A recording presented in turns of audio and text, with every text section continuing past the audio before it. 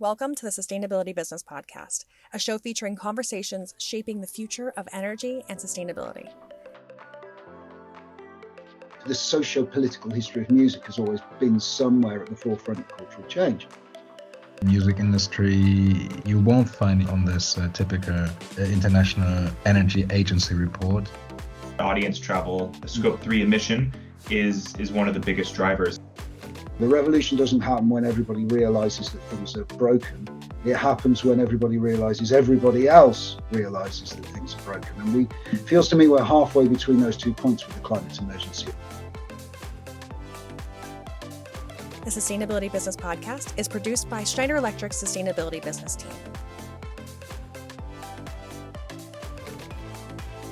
Hello everybody, I'm Moritz Scholz. I'm a sustainability consultant with Schneider Electric. This is The Other Scopes, a Schneider Electric podcast where we want to take a closer look at industries that do not come directly to our minds when we think of decarbonization, but which on the other hand are inherent part of our everyday lives, like for instance arts or movies or sports. And today we want to kick this off with probably the most emblematic one, which is the music industry. And I'm therefore very happy that we are joined by an authentic expert on the topic, a huge music fan, a man who is the co-founder of an organization called Music Declares Emergency. Someone who comes with a clear message, which is no music on a dead planet. And he's joining us now live from London. Thank you so much for being with us, Lewis Jamieson. No, thank you for having me. And I'm also very happy that I'm joined by a great expert on sustainability in general, who happens to be also a colleague of mine, Jonathan Thomas McDonnell. Thank you also so much for being with us, John. How are you doing? Well, thanks, Moritz. And yeah, I'm here now to say thank you, everybody, for joining us. And Lewis, maybe to kick this off, maybe in just 2 sentences, what is currently the most sustainable band in the world? The most sustainable band in the world? Goodness me. Sorry, but that's an impossible question to answer. It depends on the yardsticks you use to measure it. So the music industry, given that there's so many facets to it and so many relationships in it, it's impossible to offer a one-size-fits-all solution. So, your question is, who's the most sustainable band out there? Well, the most sustainable band out there probably don't tour, don't record, and play their local pub. And walk to the pub with their instruments. So they're the most sustainable band in the world, but clearly they're not. Nobody knows who they are apart from the people who go to the pub and watch them. So in terms of scale, there are certainly artists that are doing interesting things. Billie Eilish is very forthright in the way that she tours. Coldplay are very engaged with technical solutions and technological solutions to the problem. And people like that work with Reverb, who are environmental sustainability touring consultancy in the United States. Virtually everybody they work with, whether it's the 1975 or whether it's the Dave Matthews Band, so a real scale and scope of different genres of music, they're all engaged with the conversation. So a better answer, I think, is how can all acts become the best sustainable band in the world, because the solutions exist. It's just a question of them being applied. Right. So that somehow fits in with what we are observing as well in our day-to-day operations, so that climate change is not a one-sided story, but rather a bit more complex. Maybe now to go back to the very start we said in the beginning. So music industry, you won't find it, on this typical International Energy Agency report that every year kind of lists the top 10 polluters. So you won't find the music industry among them. The very basic question we kind of have, where did this motivation on your side come from? Yeah, I mean, the kind of question around what used to be called climate change and then became the climate crisis and now is the climate emergency, just in the ratcheting up of the immediacy of the problem, I suppose. It's something that I've been engaged with back into the 90s, really. It came out of my interest in equitable and more equitable kind of societal structures. And I kind of came to a conclusion that if we didn't look at the climate and the biodiversity crisis through that prism, then all the other ideas just kind of go out of the window. So, but the reason or the coalescing, the crystallizing of that idea really came from one very simple point, which is a music fan from the age of 6. Or probably younger. I mean, I grew up in a household where popular music radio was on all day, so I grew up in pop music. I'm 51 now, but I've worked in the music industry for 30 years. My engagement with music is not just around the entertainment; it's around the kind of meaning that music has given to my life, and that is both political. Well, it's political, it's social, it's the changes that music has been a part of and driven, big political changes, obviously in the 1980s. You had musicians, advocating for different ways of being, whether it was kind of socialist kind of principles in the UK, but Nana's 99 Red Balloons in Germany was an anti-war song. You pick your favourites. There's a Vietnam War. There's the very birth of rock and roll in itself is political. The kind of taking of a black music form and putting it into heartland of white America, and then the Stones pick that up and translate that into a UK context. So the socio-political history of music has always been somewhere at the forefront of cultural change. But with the climate emergency, it didn't seem to be doing that. It was the first time there'd been a major kind of social and cultural kind of issue that music didn't engage with in a comprehensive way. And working in the industry, we kind of knew why. And so, there were a couple of reasons, really. One is that the music industry itself was a contributor to the climate emergency. Unlike most political and social causes, it's hard because it's a systemic problem. It's hard. It's impossible even to comment on it from outside because you are undoubtedly part of the system. So there's the hypocrisy charge. So that was the first problem. The second problem is it's so vast. You can express your fears about the climate through not wanting polar bears to die or worrying about the air quality in your high street. It's that vast. Everything is part of it. That it's very difficult to find a kind of aligned position. But at the same time, we knew that there were businesses and artists that were working in this space, and we also knew there was progress. So we felt that there was scope there for music to speak with a more coherent voice on this and to do something of value in the space. So we created Music Declares Emergency to bring those together.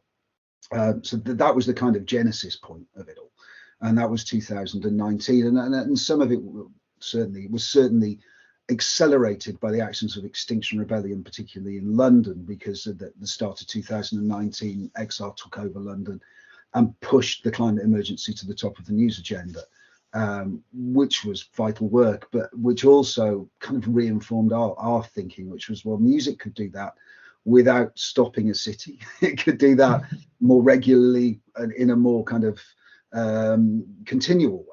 And then the third strand of it was the fact that we felt that a lot of the general public in the UK, there was a survey that came out around that time that said 82% of the UK population accepted that there was a climate emergency or believed there was a climate emergency, which was great because it meant we had consensus. We had scientific consensus to a degree. Now we had public consensus. What we didn't have was any kind of consensus on what to do next.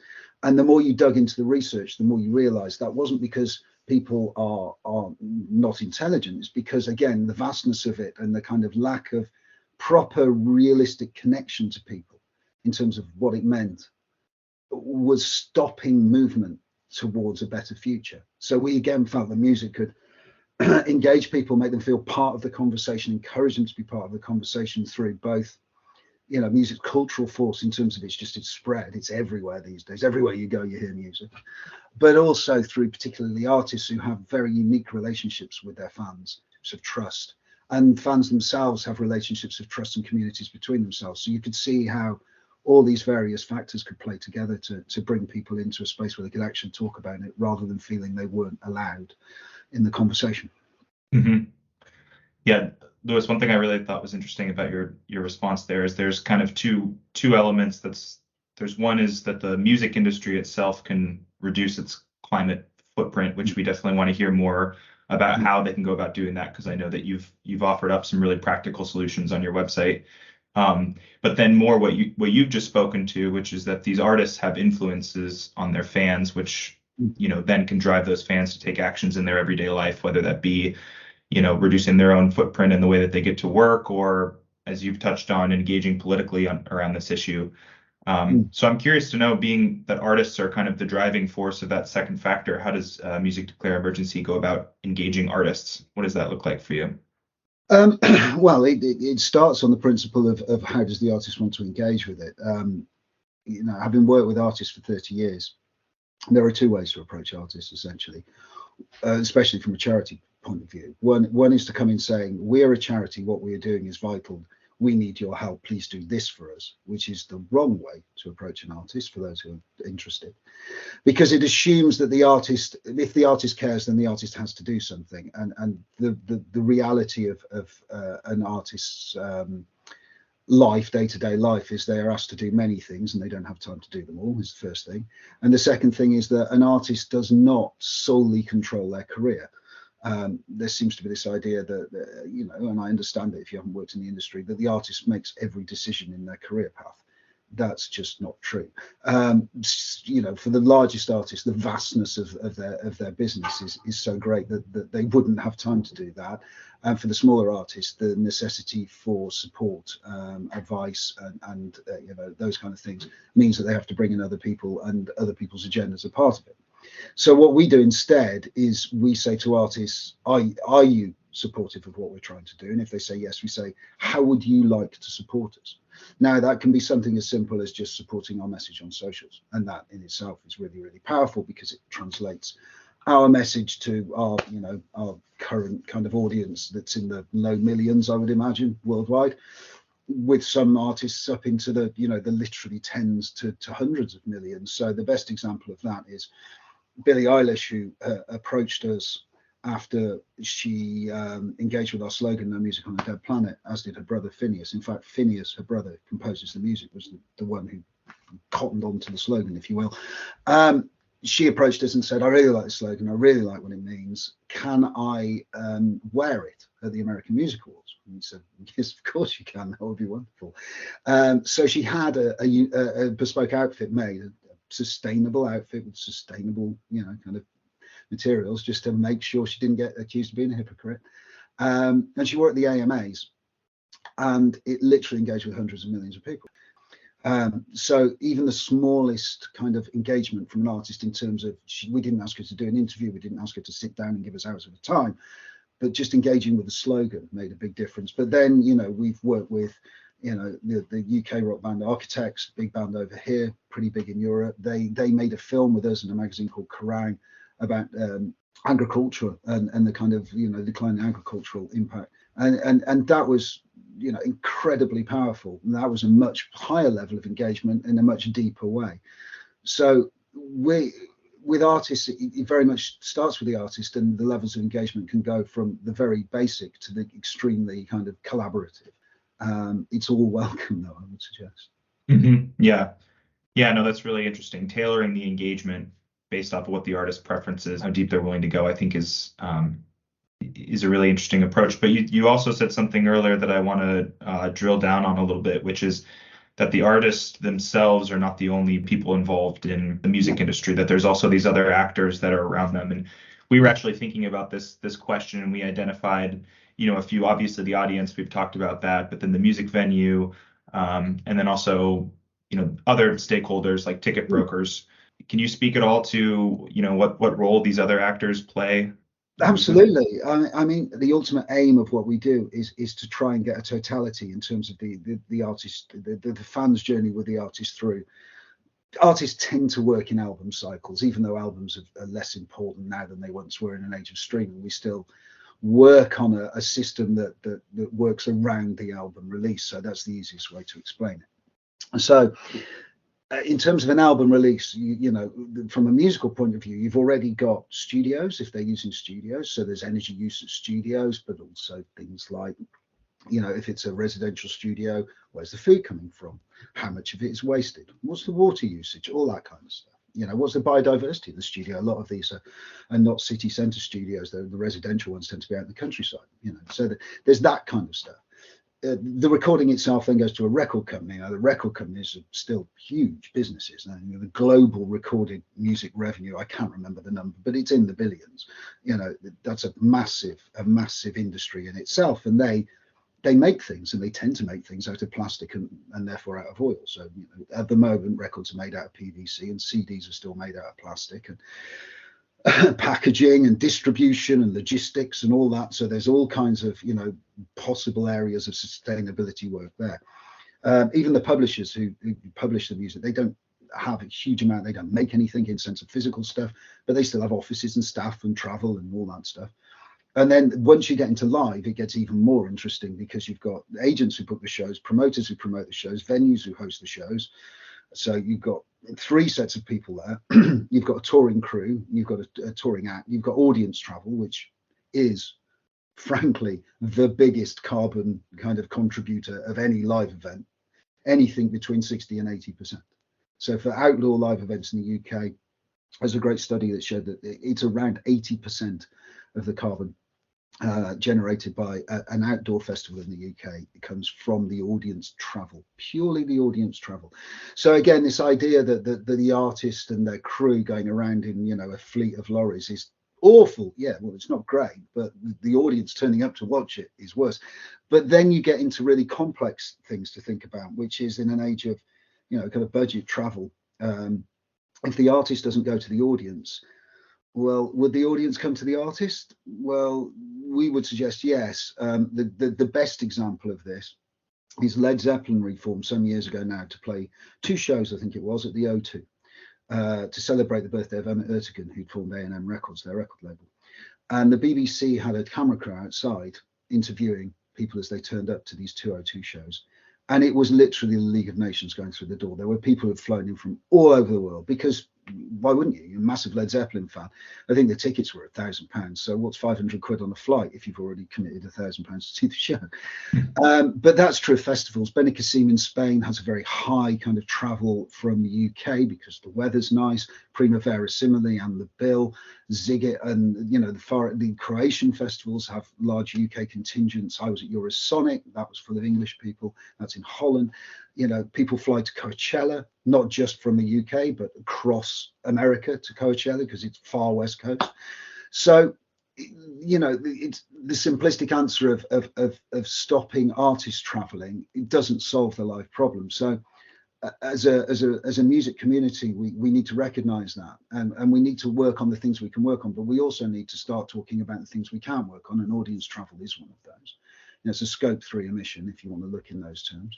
The other thing that's worth noting in this conversation at this point is that whilst, as we said at the very top of the show, the music industry is not a great polluter, it is a very influential industry, wider than just its emissions.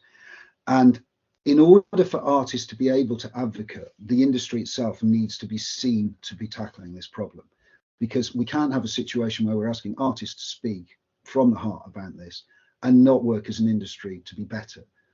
That's what gives the artists the freedom to speak. Mm-hmm. Yeah, those are great points. And I think, you know, it's impossible to overstate the importance of this audience travel aspect that you've pointed out, because at Schneider, we think very technically about these issues and, you know, love to think about what's the most, you know, material impact. And I think traditionally waste at music festivals has been kind of something that people have commented on. Maybe that's where the environmental impact most lies. But I think you've really accurately pointed out that audience travel, is a scope 3 emission, is one of the biggest drivers. And I mean, maybe we can hover around that point for just a little bit longer. What are some of the practical solutions and the players involved in reducing that impact? One thing we were thinking about is, you know, Ticketmaster or whoever the ticket broker is, maybe offering some sort of discount to audience members who can prove that they've showed up using public transit.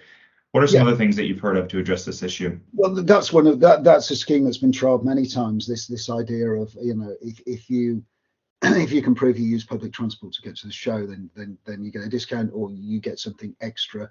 You reserve the front of the auditorium for people like that. You know, obviously in, you know, big arena shows, that's quite a big deal. You know, the difference between being 50 foot away and 150 foot away.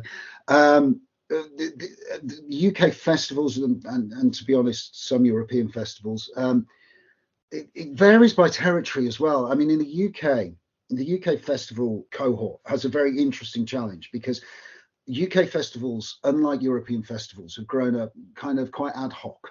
So the sites that we tend to use are not designated festival sites. In Europe, it's a bit different. So if you go to, say, oh goodness me, is it Pinkpop, I think, in Holland? It's one of the Dutch festivals. There's a dedicated train station at the festival site. You literally get off the train into the festival, because it's a purpose-built kind of festival site. It's not just used for rock festivals, it's used for other things as well. In the UK, we tend to use farms and public parks and, you know, a real hodgepodge of spaces. And those generally aren't very well served. So a lot of UK festivals will do shuttle bus. So you get a train to the nearest train station, and then there's a circular shuttle bus that constantly is going around, normally electric or hybrid, mostly electric these days, to be fair. Reading and Leeds do this, Latitude do it, all the Festival Republic, which is a big UK festival promoter, they do it, and others as well, to be fair. So that's a simple way of doing it. Interestingly, we did a survey with the University of Glasgow, asking music fans about these kind of issues, and whilst they're all very supportive of it, when we asked how many people were aware of this shuttle bus kind of idea, the response rate of people who were aware of it was quite low. And it didn't really correlate, because we had a large amount of festival goers. So we could only come to the conclusion, unfortunately, we didn't have the funds to dig deeper at that point, that either it just so happened that all our festival goers drove to the festival site, which seemed unlikely, or that they were getting on these buses but not realizing that they were part of an attempt by the festival promoter to increase the sustainability of the event, which seemed more likely. So there's clearly a disconnect there in terms of the action and the advocacy. Again, something we're interested in bridging. So that's one. Alternative power sources is the other thing that's particularly of interest in the outdoor live space now. Biodiesel's become very popular. It is better. It's like 90% less emissions than standard diesel. The problem is we've now, market economics for you, we've now created a new market in a product that is not sufficiently developed to service the market. So the cost of biodiesel is now going up to a degree. Certainly somebody who runs a European festival was saying to me at Eurosonic in January that they costed it out, their event, using biodiesel, and it literally bankrupted the festival because the cost had gone so high. So there are price issues there. Power is the main thing. Again, different territories have different issues. In the UK, the biggest issue we have is trying to find a way to connect grid power to at least some of the more used festival sites. So in the UK, Hyde Park in the centre of London is used a lot over the summer and seems like a prime candidate for that. Clearly, there's a power infrastructure in London. It's literally in the middle of London. But you do need a specific kind of power source. You do need a dedicated power source. You do need the infrastructure, and you do need to get agreement from everybody involved. And the bureaucracy of driving power lines in certain spaces becomes quite difficult because of the various agencies that have to sign off on it. So there are two that I know of pilot projects. One that we were involved with was Festival Republic, and another one looking at how that could be done and trying to get grid power onto at least one festival site in order to show it can be done and to start to provide a roadmap for others to follow. Logically, that seems to be the most significant thing that a festival can do within their own scope 1-2 kind of field, is to change that power source. And if we can help and advocate and make that a reality, I think it will make a difference. Right. And I think that this is a perfect segue to another topic that kind of follows up with something you had said in the beginning, Lewis, which is the possibility that either the artist coming to the audience or the audience coming to the artist. But we have seen now, especially during the last years of the pandemic, that there's a third option emerging as well, which is everybody stays at home and streams. So, which of course leads us to this way broader topic of energy consumption in a fully digitized society. Now, one can say, of course, brilliant. Those who stream music don't have to buy discs, and no discs mean no plastic. But we are having actually found some figures which kind of show that the equation is not this easy. So maybe starting with a plastic and associated to discs. So apparently it seems like that in 1977, when disc sales were at their peak in the United States, some 58,000 tons of plastic were used to produce those discs. And this number fell to some 8,000 tons in 2016, of course, in parallel to the reduction in sales of discs.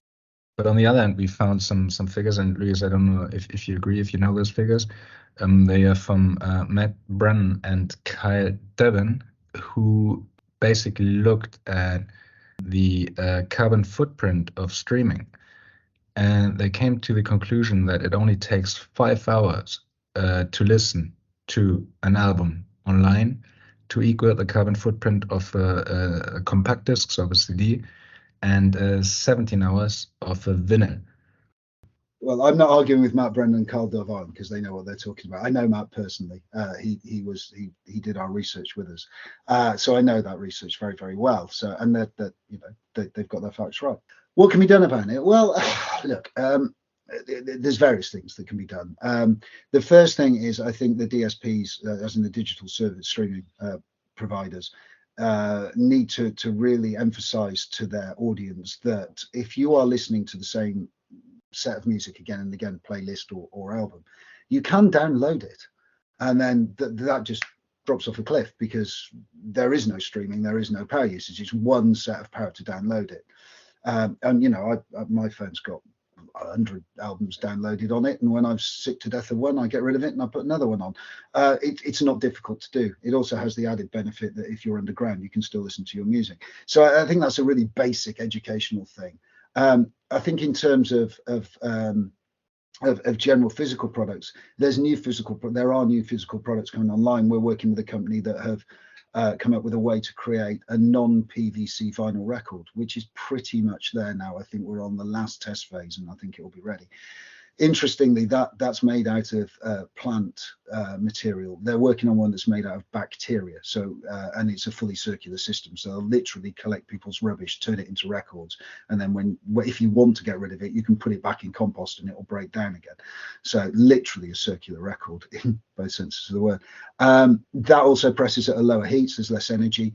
Pressing plants that run on renewable energy, you remove that problem. If you're not using PVC, the toxic stuff goes out of the procedure. So you could conceivably in the next 5 to 10 years see a genuinely net zero vinyl record.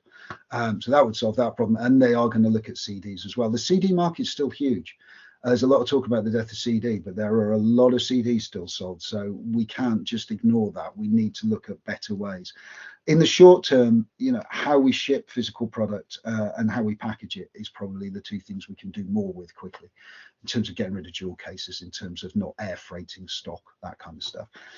Yeah, that's, honestly, first time I'm hearing about this biological based disc, which is very interesting, and I hope by the time you make progress on that, definitely to keep us up with this. We have been talking about now a lot about the technical aspect of decarbonization, maybe about the when we come a bit to the cultural impact and the social impact like music can have.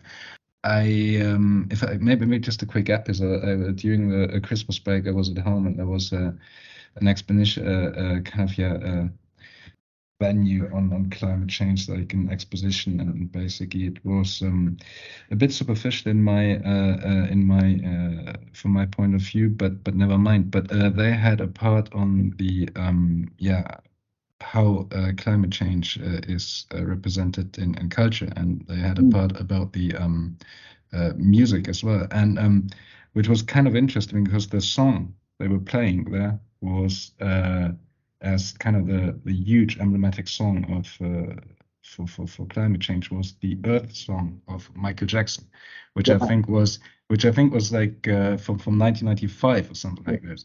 And again, I mean, like I said before, I found like not very convincing this whole thing. But thinking of it, I personally kind of have the feeling as well that music industries, so music itself is, I think we can say from the second part of the 20th century, was very political.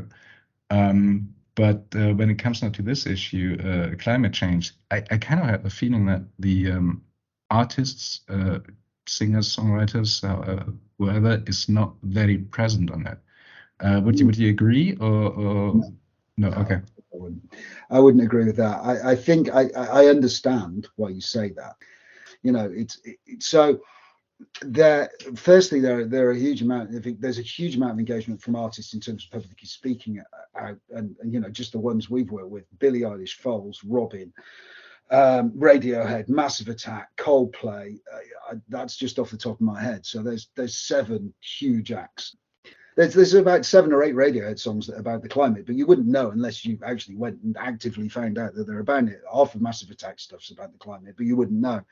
You know, Billie Eilish's "All the Good Girls Go to Hell" is about the climate crisis, but again, you wouldn't know because it doesn't sound like it is. And you know, massive rock acts as well, like heavy metal acts.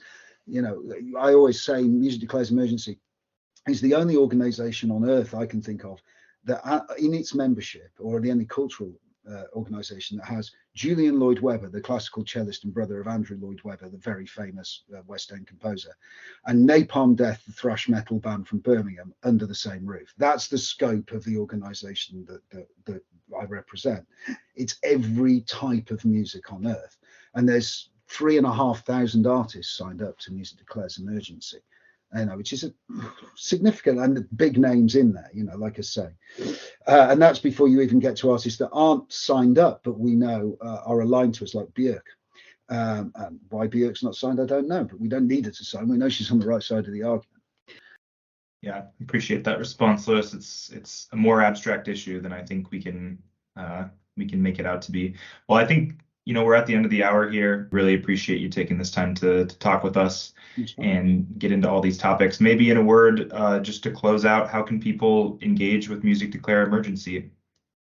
Well, they can visit the website, musicdeclares.net. And if they're in the UK, they can join our new thing, which is called Fan Club for Climate, which is going to be a fan-based wing of Music Declares, looking to set up regional groups that can meet in person and engage with their local music communities and talk about local issues that relate to music and climate, and also join together on the national stage. But if they're not in the UK, they can join up, and we will deal with them. We will communicate with them online for the time being. We do have groups across many territories, so in the fullness of time, that will happen in other territories as well. But the most important thing people can do is talk to each other about it, especially music fans. You know, if you meet a music fan who shares your love of music and they are artists that are supportive of us, it's probably likely that you may have a similar opinion on the climate emergency. And ultimately, I genuinely believe that the way we solve this is by everybody it's that theory of revolution, isn't it? You know, the revolution doesn't happen when everybody realizes that things are broken. It happens when everybody realizes everybody else realizes that things are broken. And feels to me we're halfway between those 2 points with the climate emergency at the moment. We need to reach the point where everybody realizes that everybody else shares their feelings about this, because at that point we can really supercharge the changes we need. Excellent. Great points. Well, I'll let that be the last word then. Lewis, once again, thanks so much for your time. Yes, indeed, Lewis. Thank you so much for this great insights into the music industry. It was super informative for us, I think for our listeners as well. And yeah, So all the best for Music Decars Emergency, and hope to meet you soon on another episode of The Other Scopes.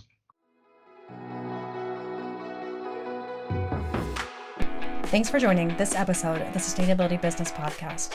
You can find the Sustainability Business on LinkedIn, Facebook, and Twitter at Schneider Electric Sustainability Business, or dive into our blogs at perspectives.se.com. To keep up with the latest market news, please sign up for our Perspective Pulse email newsletter.